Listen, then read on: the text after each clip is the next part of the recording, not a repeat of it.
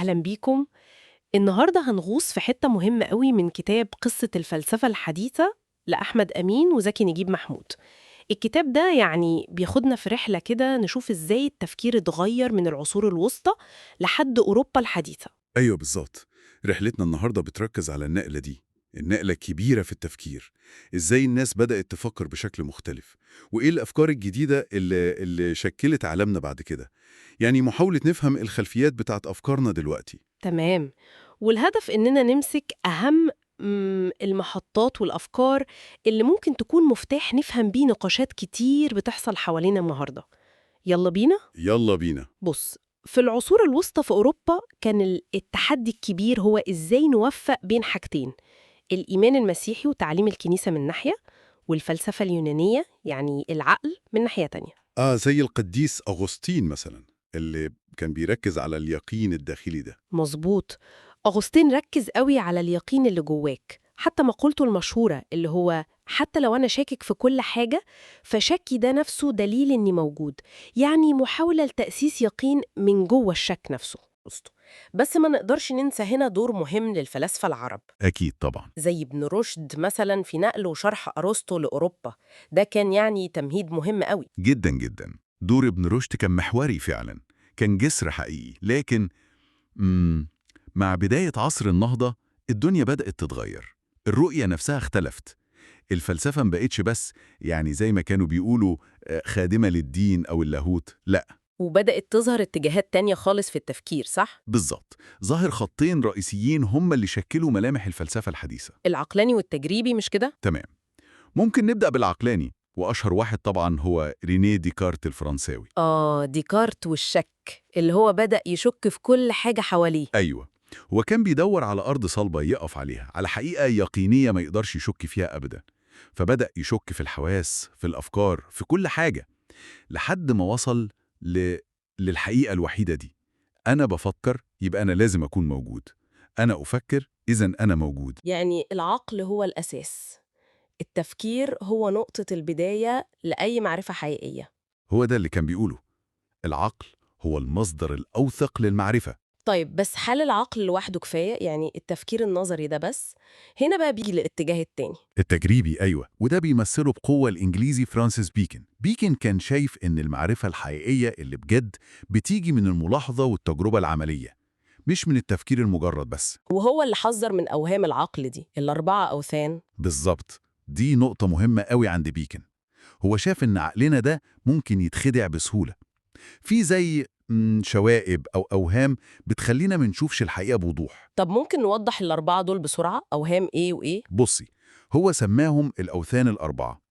أول حاجة أوهام القبيلة، ودي طبيعتنا البشرية نفسها، ميلنا للتعميم السريع أو إننا نشوف اللي عايزين نشوفه. تاني حاجة أوهام الكهف، ودي بقى التحيزات الشخصية بتاعت كل واحد فينا، اللي جاية من تربيته وخبراته وبيئته، كهفه الخاص يعني. تمام. تالت حاجة أوهام السوء، ودي الأخطاء اللي بتيجي من اللغة نفسها، من الكلام والتواصل بين الناس، كلمة ممكن يتفهم ليها كذا معنى. وآخر حاجة أوهام المسرح، ودي إننا نمشي ورا نظريات فلسفية قديمة ومشهورة كده وخلاص، من غير ما نفكر فيها أو ننتقدها. فهمت. عشان كده هو قال لازم نرجع للتجربة والملاحظة عشان نتجنب الأوهام دي. أيوة، دعا لمنهج علمي قائم على الملاحظة الدقيقة والتجربة المنظمة. وبعد بيكون دي جون لوك كمل على الخط ده بفكرة الصفحة البيضاء. أيوة، التابيولا راسا. لوك قال إن العقل البشري لما بيتولد بيبقى عامل زي الصفحة البيضاء تماماً، مفيش عليه أي حاجة، وكل معرفتنا وأفكارنا بتيجي منين؟ من التجارب اللي بنمر بيها بحواسنا، هي دي اللي بتكتب على الصفحة البيضاء دي. يعني مفيش أفكار فطرية زي ما العقلانيين قالوا. يعني بقى عندنا صراع واضح أهو، المعرفة جاية من العقل والتفكير ولا من الحواس والتجربة؟ هو ده السؤال اللي شغل الفلاسفة فترة طويلة، العقل ولا التجربة؟ وفضل الوضع كده شد وجذب بين الاتجاهين دول لحد ما جه فيلسوف ألماني حاول يقدم حل. إيمانويل كانت. بالظبط كده، كانت عمل نقلة نوعية، ثورة حقيقية في الفلسفة.